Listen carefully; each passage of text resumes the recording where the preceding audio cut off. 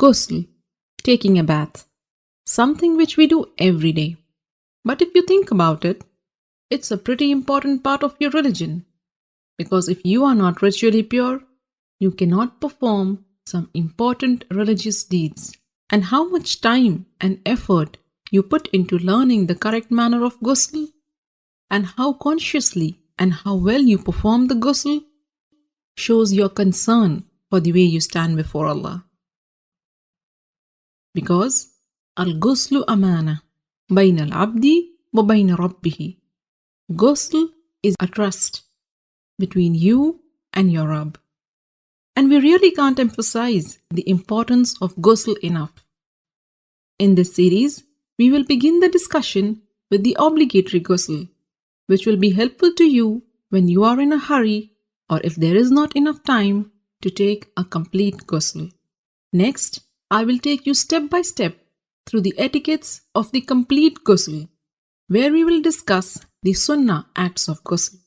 And finally, in the next video, we will answer some frequently asked questions about ghusl. Alhamdulillah, all the information and answers are taken from the writings and fatwa of the scholars. So let's begin. There are two kinds of ritual impurities, the minor impurity and the major impurity, which occurs as a result of janabah, haid or nifas. To achieve tahara from the minor impurity, you only need to renew your wudu, ablution, whereas in the case of major impurity, you need to take a ghusl. And ghusl can be taken in two ways. A complete ghusl with all the sunnahs of the Prophet, and a partial or a sufficient ghusl, which means only doing what is obligatory to free yourself from the ritual impurity. So what are these obligatory acts of ghusl? A beforehand niyyah, intention that you are taking this bath to purify yourself from the major ritual impurity, rinsing your mouth and nose, and letting water run over your entire body at least once.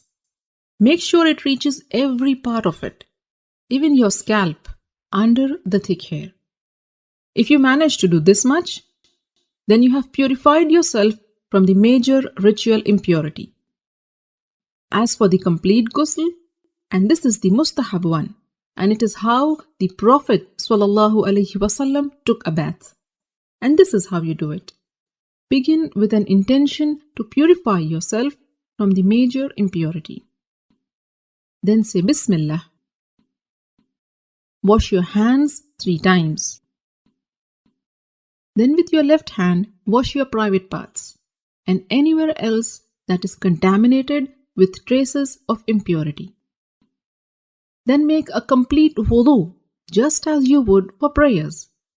Then pour water over your head 3 times, rubbing and making sure that it thoroughly reaches your scalp. Some scholars said 3 times means once on the right, next on the left, and then in the center. And then pour water and wash the entire body, beginning with the right side, then the left, while rubbing it with your hands so that you are sure you haven't missed any part. So these are the etiquettes of the complete ghusl.